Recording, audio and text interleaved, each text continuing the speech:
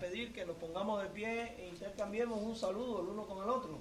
Como dice el hermano Juan, denle ahí un abrazo, dígale a la persona bienvenida, qué bueno es tenerte aquí. Es un gusto saludarte. Si puedes, invítame a comer. ¿Ah? Denle la bienvenida ahí a su hermano. En especial a aquellos que están por primera vez, sean todos bienvenidos. Amén. Dígale a su hermano, bienvenido mi hermano, qué bueno verte mi hermano.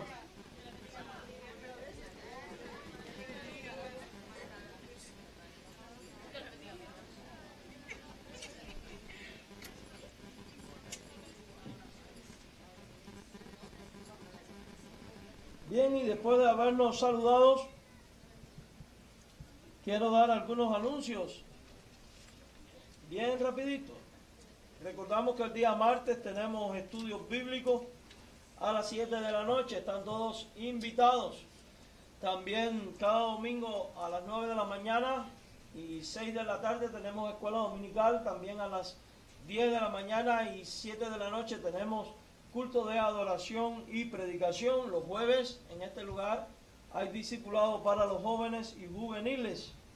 Así que estén orando por ello. Decía en la mañana que la semana próxima vamos a dar fecha sobre nuestro compañerismo anual.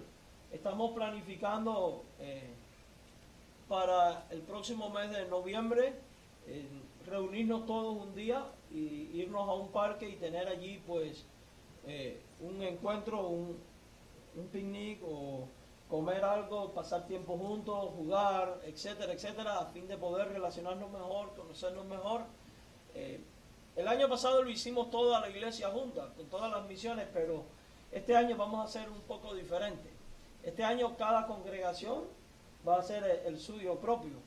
Por ejemplo, mañana el grupo que está en el 215 y en el Lacrey se va a estar reuniendo para esto. El próximo día 18 los de North Las Vegas van a estar haciéndolo. El 25 lo van a hacer los hermanos de West Cray, así que solo falta que aquí nos pongamos de acuerdo y coordinemos bien quién va a ser el líder principal a cargo de esto y quien coordine y haga todos los arreglos necesarios. No voy a ser yo porque ya es demasiado. No, o va a ser Juan o otra persona. A Juan tampoco, ya Juan el pobre anda como yo casi. Ahorita hay que darle un salario a ese hombre, ¿eh? Amén, Juan. Oración contestada. Amén. Sí, créame, el hermano está trabajando muy duro. Está trabajando muy duro. Bien, ya sabe, así que oremos y la semana próxima pues nos estaremos informando bien la fecha. La idea es pasar tiempo juntos, compartir, comer juntos, que nos encanta, jugar, tener competencias, pasarla bien, pasarla bien. Bien, mis hermanos, estos son los anuncios más importantes que tenemos. Recordamos que tenemos un lema que está ahí al pie de la presentación del boletín que dice: predicando a tiempo y fuera de tiempo hasta que Las Vegas crea que Jesucristo es el Señor. ¿Cuántos dicen amén a eso? Amén, ¿verdad? Seguimos orando por las misiones en Henderson. Tenemos planificado 2 nuevas misiones en Henderson y una nueva misión aquí en este edificio en inglés. Oren por los líderes y los hermanos que ya están trabajando eso. El martes, si Dios lo permite, a partir del próximo martes, empezamos a sentarnos con el líder para hacer el proyecto y el programa a fin de, más tardar noviembre o enero, empezar cultos en inglés. ¡Qué bendición! Va a ser nuestra primera congregación en inglés. Así que, si usted conoce americanos, los puede invitar a esta iglesia. Si conoce hispanos, también lo puede invitar. Y si conoce filipinos, pues invítelo también, que ya buscaremos un filipino que le predique. Así que ya saben. Y mire, la Biblia dice, y hasta lo último de la tierra. Nosotros no tenemos que salir de nuestro país para ir a evangelizar a gente de otros países, porque aquí hay de todo lo habido y por haber, ¿eh? Y qué bendición que nuestro edificio pueda servir para hispanos y también para anglos. Hasta donde yo sé, yo creo que vamos a ser la única congregación hispana que va a empezar un grupo en inglés. Siempre ha sido al revés, los anglos empiezan grupos hispanos. Bueno, aquí rompemos las reglas en el nombre del Señor, amén. Así que oren por los líderes, oren por mí, porque Voy a estar trabajando en este proyecto con otro hermano que es el que va a hacer este trabajo, no lo voy a hacer yo. Ya La Habana no aguanta más, como dice un dicho en mi país. Oren también por el misionero para Henderson. Oren por los estudiantes de nuestro instituto, porque hay como 3 o 4 matrimonios jóvenes. Y oren por esos 3 o 4 matrimonios, porque yo no sé ustedes, pero Dios puede levantar de esos 3 o 4 matrimonios las 3 o 4 futuros pastores que vamos a necesitar para 3 o 4 misiones más. Amén. Así que oren por ellos y el Dios de la mies enviará a los obreros y suplirá todo lo que haga falta. Nosotros no podemos detenernos en la misión que Dios nos ha asignado, que es proclamar la buena nueva de salvación. Y Dios está abriendo puertas y Dios está haciendo grandes cosas. Hoy en la tarde en la CREI, hermanos, yo creo que habían solamente, ¿cuántas sillas vacías, Tony? Unas 7, 8, más o menos. El resto estaba lleno. Hubo una persona que llegó tarde y la pobre me dio pena con ella porque tuvo que atravesar todo el santuario para sentarse adelante porque no había lugar en el mesón, casi que le toca el establo, como a José y a María. Bien, mis hermanos, después de haber dado todos estos informes, quiero invitarles a que vayamos a nuestras Biblias y vamos a continuar esta serie sobre el estudio de la persona de Dios. Y vamos a nuestras Biblias en el libro de Isaías, capítulo 46, versículo 9. Isaías 46, 9. Estamos orando por el área de Charleston y Lam por allá. Vamos a abrir otra misión para allá. Estoy ya orando por ese lugar. Así que oren para que Dios levante gente por allí. ¿Saben ustedes que allí nació esta iglesia? En la Charleston y Lam. Ahí estuvimos por 2 años. Hasta que nos movimos a San Luis. De San Luis aquí. Pero hay que ir a buscar allí otra vez. Yo vivía allí en la Charleston y Stuart.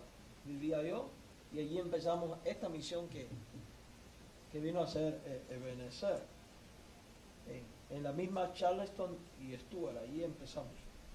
Bien, mis hermanos, Isaías 46, versículo 9. ¿Ya todos? Dice ahí la palabra: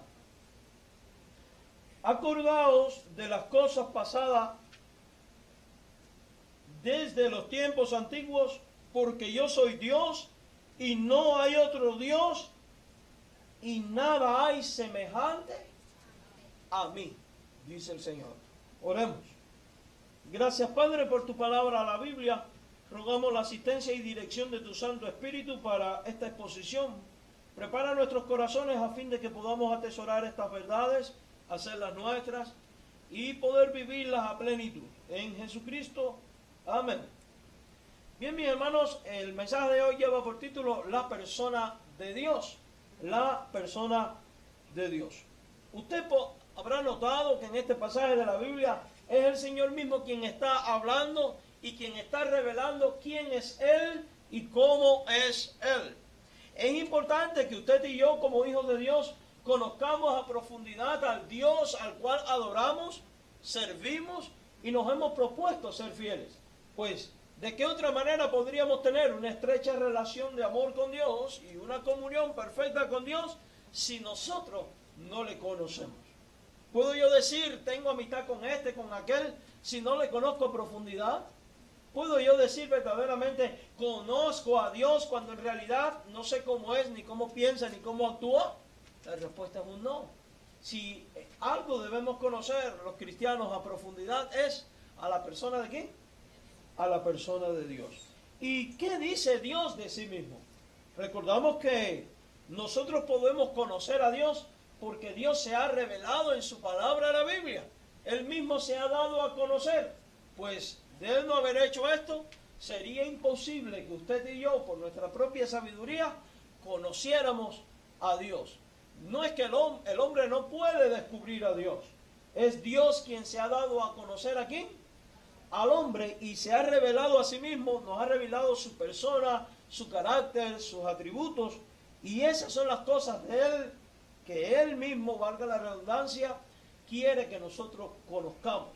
Al leer el profeta Isaías en el capítulo 46, versículo 9, él dice: yo soy Dios y no hay otro Dios y nada semejante a mí. ¿Qué estamos aprendiendo aquí de Dios? Que Él es único. Él es único. Por tanto, todas aquellas otras mal llamadas deidades que existen en el mundo no son verdaderas, sino que vienen a ser dioses falsos. Por eso no creemos en ellas. Porque Dios nos dice en su palabra, la Biblia, y recordemos que la Biblia es el resultado de la inspiración divina, que solamente Él es Dios y que no hay otro Dios ni hay otro ser semejante a Él. Por tanto, basados en esto, reconocemos que Alá no es Dios, Buda no es Dios, los espíritus, el que sé yo y el que sé cuánto, tampoco es Dios. No hay nada que pueda elevarse al nivel de Dios, porque Él es el único existente y porque nada se asemeja a Él. La Biblia proclama la voz del único ser supremo. Y cuando decimos único, estamos queriendo decir lo que realmente dice Él, que no hay otro como Él. Este ser supremo es sublime, es eterno y habita en la eternidad y es el creador de todo lo existente.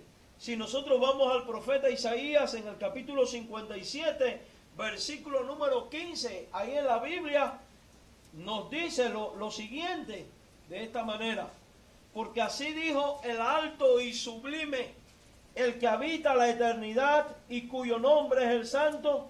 Yo habito en las alturas y la santidad, y con el quebrantado y humilde de espíritu, para hacer vivir el espíritu de los humildes y para vivificar el corazón de los quebrantados. Note cómo el profeta está diciendo que quien dice estas palabras es alguien al cual él denomina como el alto y sublime y que habita en la eternidad. Cuando dice alto no se refiere a que es alguien grande de estatura, sino que es inalcanzable por el hombre, es extraordinario. Este es el único y verdadero Dios. Por eso los cristianos tenemos una fe monoteísta. ¿Qué significa eso? No que creemos en un mono, no, significa que Dios es uno, que creemos solamente en un solo Dios, en el único Dios verdadero que en la Biblia se revela por un sinnúmero de nombres, que no vamos a entrar en esos detalles ahora porque no es lo que nos compete. Llámese Dios, llámese Alá, llámese Adonai, llámese Shaddai, el Jireh, o cualquiera de los nombres con los cuales él mismo se ha dado a conocer. Al leer la Escritura, mis queridos hermanos, podemos ver del misterio e infinitud de su ser absoluto. Él se ha declarado a sí mismo como el Dios vivo y el Dios verdadero. O sea que tenemos un Dios que es imposible representarlo a través de imágenes, porque no hay ninguna imagen que pueda transmitir la realidad de la vida y de lo vivo que es nuestro Dios. Y ahí es donde está la diferencia entre nuestro Dios y los ídolos. Los ídolos tienen ojos, ¿y qué les pasa? No ven. Tienen manos y no tocan. Tienen pies y no andan. Tienen boca y no hablan. Por eso dice la Escritura que un ídolo nada es. En cambio, nuestro Dios es un Dios trascendente.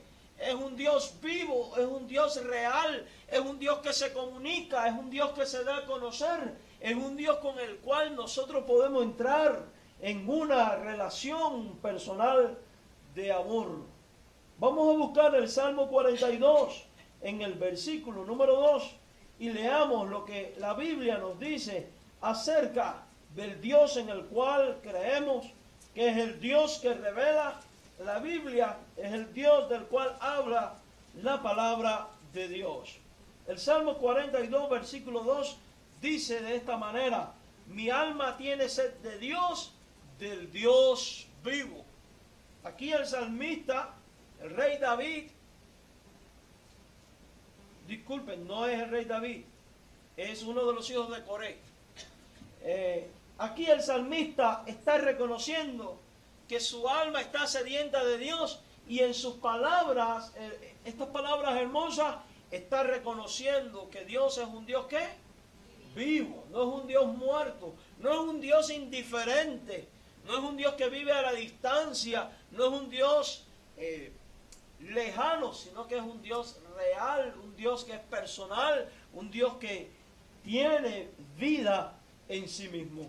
Al leer el capítulo 84 de Salmos 84, versículo 2 también, la Biblia nos habla de este Dios vivo cuando nos dice de esta manera: anhela mi alma y aún ardientemente desea los atrios de Jehová, o sea, el patio de la casa de Dios. Dice, mi corazón y mi carne cantan al Dios vivo. O sea que el compositor de este salmo, que es también de los hijos de Coré, sigue reconociendo a Dios como la persona receptora de la alabanza del pueblo, debido a que Él es un Dios ¿qué? Un Dios vivo, un Dios vivo. Vamos ahora al profeta Daniel, en el capítulo 6, en el versículo 20. O sea, hemos visto cómo uno de los músicos del templo reconocen a Dios como un Dios vivo. Veamos ahora el criterio de uno de los hombres más intelectuales que hay en la palabra de Dios y mejores preparados, que es Daniel. Y allí en el capítulo número 6, versículo 20, podemos leer el criterio de Daniel cuando dice de esta manera: y acercándose al foso llamó a voces a Daniel con voz triste y le dijo: Daniel, siervo del Dios viviente, el Dios tuyo a quien tú continuamente sirves, ¿te ha podido liberar de los leones? Fíjese en este libro de Daniel cómo el rey, que era pagano, que no tenía temor a Dios y que era idólatra, está reconociendo que el Dios de Daniel es un Dios ¿qué? Un Dios viviente, es un Dios ¿qué? Vivo. Y esta misma acción de Daniel haber preservado, de Dios haber preservado la vida de Daniel en medio de leones, es una evidencia poderosa de que el Dios de Daniel es un Dios real y un Dios que actúa en pro y a favor de sus hijos. Vayamos ahora a la epístola del apóstol San Pablo a Timoteo, en la primera epístola, en el capítulo 4, en el versículo 10, y escuche lo que dice: que por esto mismo trabajamos y sufrimos oprobios, porque esperamos en el Dios viviente, que es el Salvador de todos los hombres, mayormente de los que creen. El apóstol Pablo reconoce a Dios como un Dios ¿qué? Vivo, como un Dios vivo. O sea que en toda la Biblia Dios se va dando a conocer como un Dios vivo. Posteriormente en esta misma epístola, al capítulo 6, versículo 17, vuelve a repetir estas palabras el apóstol Pablo cuando dice: a los ricos de estos siglos manda que no sean altivos ni pongan la esperanza en las riquezas, las cuales son inciertas, sino, o sea, que pongan su esperanza en el Dios ¿qué? Vivo, que nos da todas las cosas en abundancia para que las disfrutemos. Yo creo que no hay que buscar más textos bíblicos. Hemos visto en el Antiguo Testamento, hemos visto en los Salmos, hemos visto en las epístolas de Pablo, que ciertamente todos estos hombres reconocen a Dios como un Dios vivo y no un Dios muerto. Además de ello, la grandeza de Dios, grandeza de la cual acabamos de cantar, es inescrutable, es insondable. ¿Quién la puede medir? ¿Quién la puede analizar y exponer a plenitud? Dado que es infinitamente conocible para la mente humana. Solamente Jesucristo puede conocer a profundidad todo lo que Dios es. Ninguno de nosotros, por muy preparado que esté y muy docto que sea, podrá jamás, nunca medir, sondear la grandeza de nuestro Dios. En el Salmo 145, en el versículo número 3, la palabra del Señor nos dice al respecto lo siguiente. Salmo 145 en el versículo 3. Dice de esta manera la Biblia. Salmo 145 en el versículo número 3. Escuche bien. Grande es Jehová y digno de suprema alabanza, y su grandeza es inescrutable. Inescrutable. Mis queridos hermanos, la inmensidad de Dios es tal que en Él vivimos y nos movemos y somos, dice el libro de los Hechos, capítulo 17, versículo 28. Una y otra vez ha subido el clamor. Ahí en el Salmo 71, 19, en el 89, 8, en el 103, 5, que dice, oh Dios, ¿quién como tú? Dígame, ¿hay alguien como Dios? ¿Hay algo superior a Dios? La respuesta es un no. No hay nadie como tú, oh Dios. La gente suele tener muchos conceptos populares con respecto a Dios. Pero a nosotros no nos puede interesar en lo absoluto los conceptos que la gente pueda tener de Dios. A nosotros nos tiene que interesar lo que la Biblia revela de Dios. El concepto que nos da la Biblia de la persona de Dios. Por ejemplo, veamos algunos veamos algunos de estos ejemplos populares.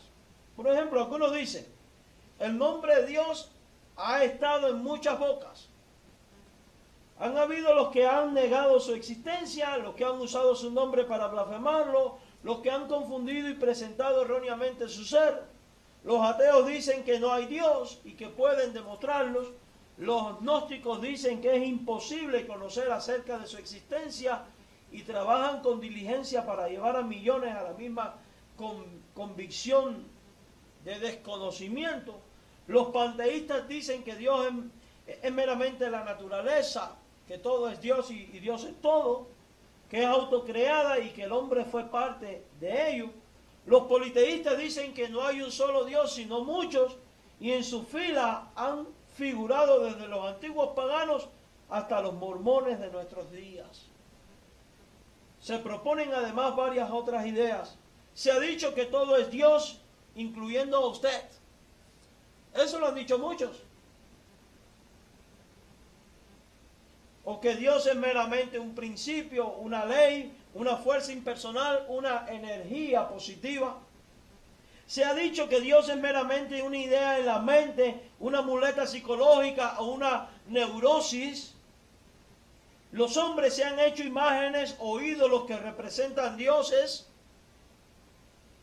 Y aunque tales prácticas están prohibidas por la Biblia, cuando dicen no te hagas imagen de nada de lo que hay en el cielo y en la tierra y debajo de la tierra, y Dios condena todo tipo de imagen, los hombres no han dejado de hacer esto. Y en muchas ocasiones han habido hombres que se han llamado dioses y que han ordenado a otros que le adoren. Algunos se han autoproclamado Dios. Algunos, en su rechazo a reconocer cualquier responsabilidad ante un ser supremo, han venido a hacer en la práctica sus propios dioses. Estos son los conceptos que hay en el mundo. Pero ¿cuál es el concepto que da la Biblia? Y este es el concepto que debe interesarnos. Veamos la evidencia propia de Dios. En primer lugar, tenemos que partir de este punto. La Biblia en ninguna parte intenta demostrar la existencia de Dios. La Biblia no fue escrita para demostrar que Dios existe. La Biblia da por sentado su existencia y se acabó. El que lo crea, y el que no lo crea, ese es su negocio. Yo lo creo porque lo dice la Biblia. La Biblia dice claramente en Génesis 1:1, en el principio creó Dios los cielos y la tierra. No está tratando de mostrar la existencia de Dios, sino que da por sentado que Dios existe y que Dios es real. Asumo que este conocimiento está entretejido en el mismo ser y en la conciencia humana. La existencia de Dios está presente en la conciencia de todos los hombres. ¿Quiere usted comprobarlo?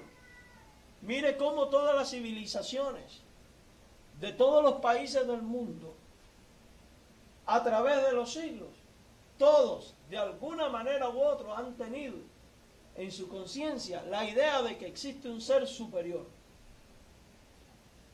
Llámese Dios, llámese Alá, llámese Buda, llámese como se llame el nombre de cualquier ídolo.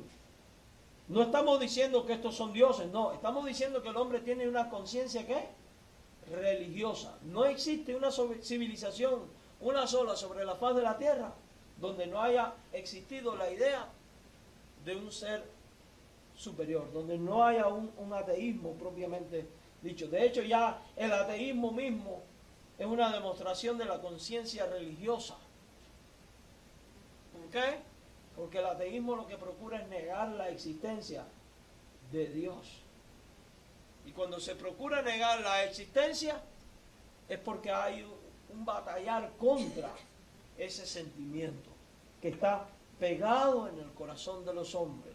Dios ha sembrado una conciencia religiosa en los hombres. En el Salmo 14, versículo 1 dice la Biblia: dijo el necio en su corazón, no hay Dios.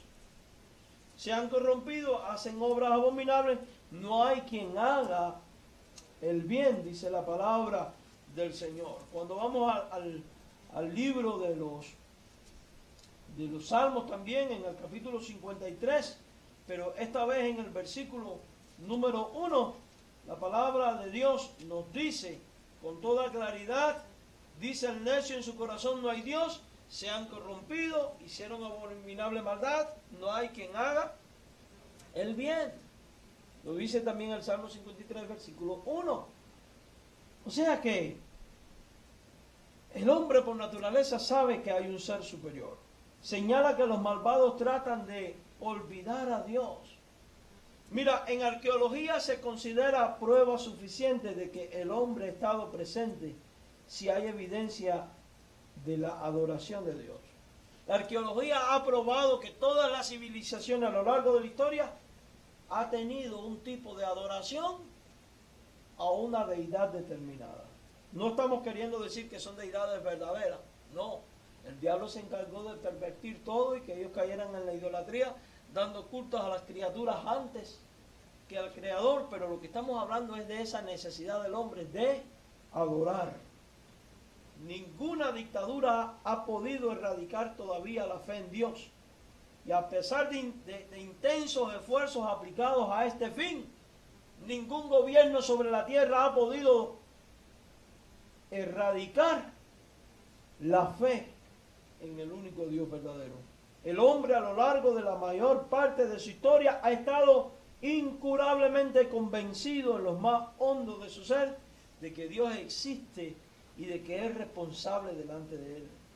Y este conocimiento forma la misma base de su responsabilidad, porque lo que se conoce de Dios es manifiesto dentro de ellos mismos, pues que Dios se lo ha manifestado, porque sus atributos invisibles, es decir, su eterno poder y deidad, desde la creación del mundo, son claramente manifestados, siendo recibidos por medio de su obra, para que ellos no tengan excusa, dice Romanos capítulo 1, versículos 19 al 20. Dios se manifiesta y se da a conocer a través de la creación. Esto es lo que en teología se llama revelación general. La firme convicción de la existencia de Dios estaba presente mucho antes de que se empezara a producir argumentos humanos en favor o en contra de la creencia. Muy presente. Se suele recurrir a los ataques sistemáticos por parte del Estado, el proceso educativo y los medios de comunicación de masas para debilitar la creencia en Dios. ¿Quiere usted comprobarlo? Échele un vistazo a los sistemas educacionales modernos. No de los países comunistas que se declaran ateos, no. Échele un vistazo a los sistemas educacionales de este mismo país. Y busque los libros de ciencia a ver si enseñan que Dios es el creador. Al contrario, Los maestros en las escuelas y en las universidades suelen burlarse y tratar de ridiculizar a aquellos que creen que Dios es el autor y creador de todo lo existente. Por eso nosotros tenemos que enseñar principios sólidos a nuestros hijos. Yo recuerdo cuando estaba en el 10º grado, en el 11 grado, fue en el 11 grado, en el preuniversitario, que es como aquí la high school, allá en mi país, discutí con una profesora de biología. Estaba hablando de la evolución. Y dijo que la religión era una estupidez y que Dios no existía. Que prueben los religiosos que Dios existe. Y ella pregunta, ¿hay algún religioso aquí?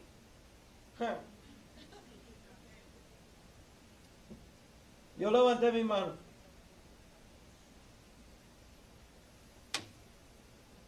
Me dije, ¿usted cree en esa estupidez? Le dije, claro. Claro que creo en Dios. En lo que no puedo creer es en la estupidez de Darwin. Pruébame científicamente que Dios existe. Digo, pruébame usted científicamente que no existe. Mire, jovencito, la religión es una ignorancia. Le dije, ignorancia. ¿Y usted conoce los argumentos de los religiosos para probar la existencia de Dios? Todos los argumentos filosóficos que existen. Me dice aquella profesora, ¿qué sabrás tú de filosofía? Le dije, no te equivoques, más de lo que tú no te imaginas. ¿Conoce usted los conceptos de cosmología, teleología, conciencia moral, conciencia religiosa, los conceptos filosóficos de la apuesta?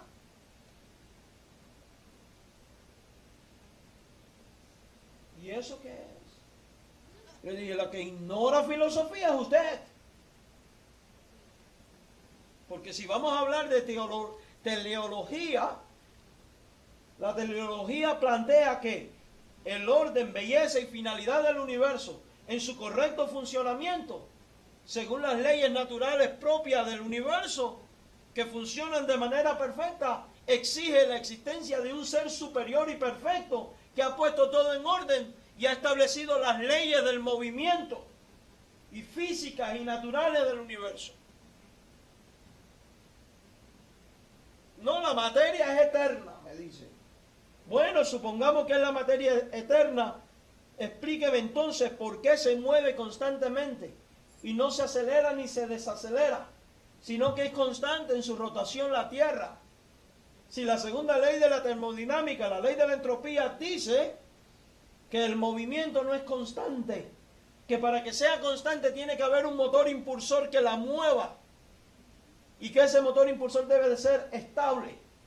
¿Cuál es el motor impulsor del universo que le hace moverse? Tiene que ser uno superior en poder y fuerza, si ese no puede ser otro que Dios. ¿Y usted de dónde sabe todo eso? No me preguntes. Me lo enseñaron en mi iglesia.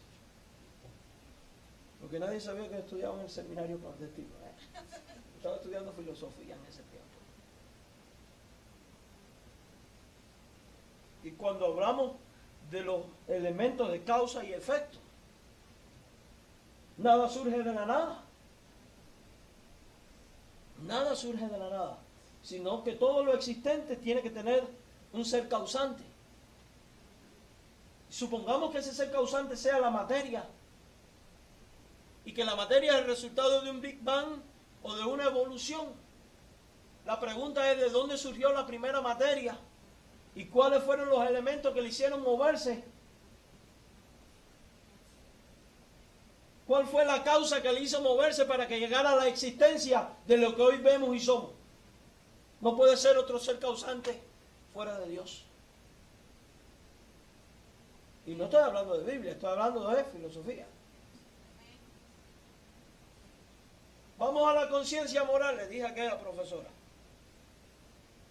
¿Por qué todos los hombres de todas las generaciones y de todas las civilizaciones tienen conciencia de lo que es bueno y de lo que es malo? ¿De dónde les ha venido la conciencia moral? Y cuando hablo de moralidad no me refiero a ser bueno. Me refiero a la idea existente de lo que es bueno y es malo. Porque aún un ladrón sabe que robar es malo. Un mentiroso sabe que mentir es malo. ¿Y de dónde viene la conciencia moral?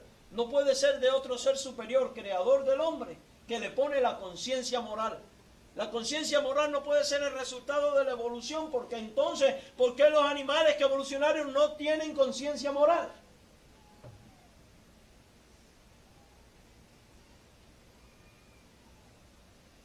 Después, se armó una discusión tremenda en la clase, me llevaba a la dirección y todo, porque le dije ignorante a la profesora. Después le dije, vamos ahora a la conciencia religiosa. Ya expliqué la conciencia religiosa, no lo voy a volver a explicar. Y por último le dije, y además de ello existe el concepto de la apuesta. ¿Qué tal si usted da por sentado que Dios no existe y al final de su muerte descubre que Dios es real?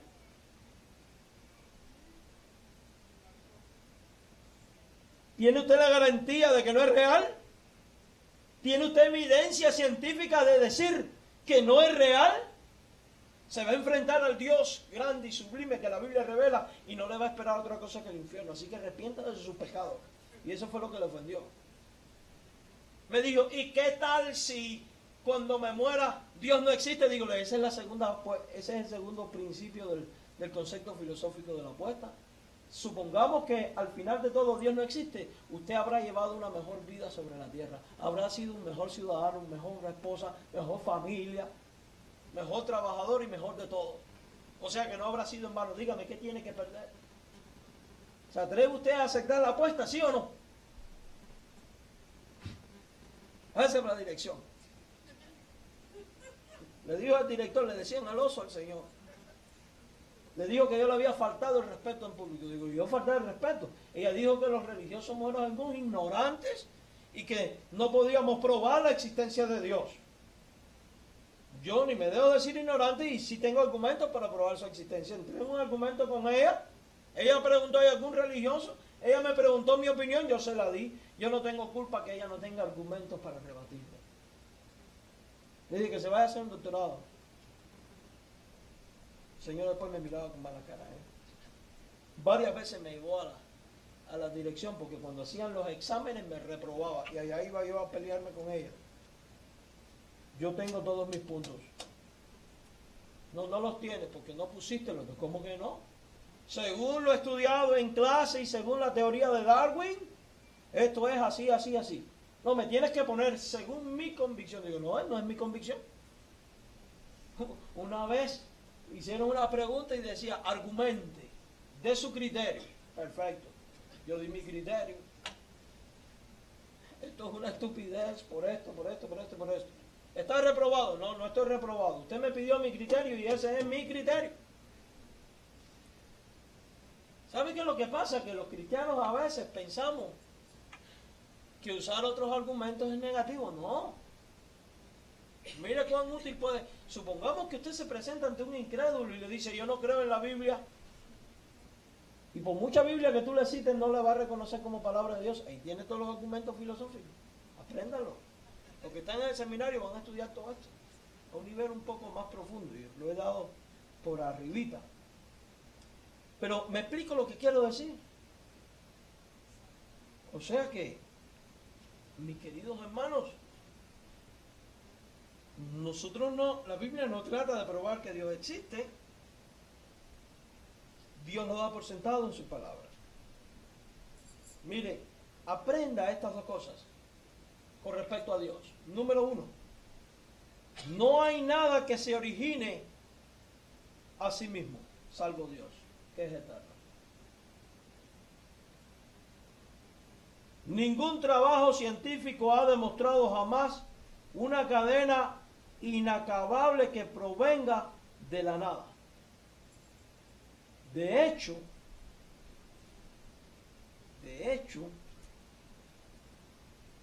nada viene nunca de la nada, dijo un científico. La Biblia dice en Hebreos 3:4, toda casa es hecha por alguno, pero el que hizo todas las cosas es Dios. A mí no me importa si usted cree o no en esto. No me interesa que el que me está viendo por internet lo crea o no. El que sí lo cree soy yo, porque Dios lo dice en su palabra. Y tengo argumentos para sostenerlo. En segundo lugar, las estructuras complejas demandan un hacedor o un diseñador. Cada parte principal del cuerpo humano, como el cerebro o el ojo, es más complicada que una máquina de procesamiento de datos o un reloj o una computadora. Nadie creería que este tipo de máquina vino a existir por casualidad.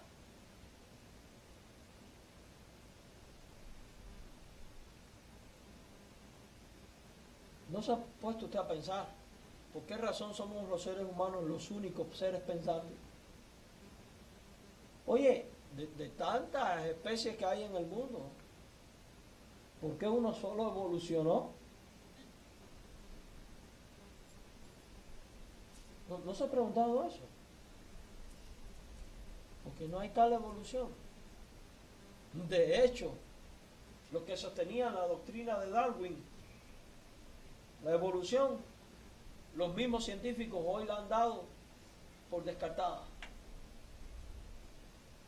Los que sostenían la doctrina del Big Bang, hoy la han dado también por descartada. No dejan de ser teorías. La Biblia no dice que la creación es una teoría. La Biblia afirma que Dios es el ¿qué? El creador. La Biblia afirma que Dios es el creador. Vamos a dejar hasta aquí este mensaje. La semana entrante vamos a hablar sobre la perspectiva bíblica acerca de Dios. O sea, que hay un Dios, que existen tres personas, que es espíritu y que tiene personalidad. En esencia, ¿qué hemos aprendido? Que Dios es insondable, pero se da a conocer. Que podemos entrar en una relación perfecta de amor con Él. Que Él es vivo y Él es real. Él existe por sí mismo. Y que podemos conocer. Ahora, solo hay una manera de conocer a Dios. Solamente hay una manera de llegar a Dios.